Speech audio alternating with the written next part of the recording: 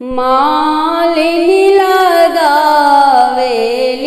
सुंदर फूलवरिया हो, फूलेला चंपा गुलाब, फूलेला चंपा गुलाब।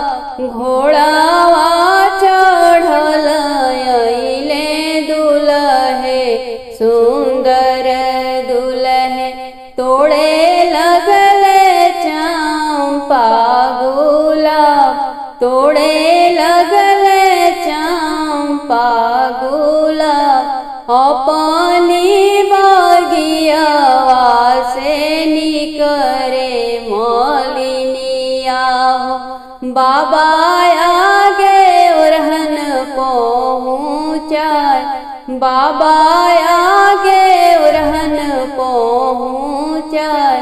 बड़ी झिनाए साहब आपन दुलरुआ है, बगिया से तोड़े मोरे गुलाब, बगिया से तोड़े मोरे गुलाब। धीरा धारा मालिनी अब की बरिसवा, आवे देहु चैत बैसाख, आवे देहु चैत बैसाख। अपने दुलरुआ के कई देबो ब्याहवा, बाची जई है चंपा गुलाब, बाची जई है तोहार गुलाब।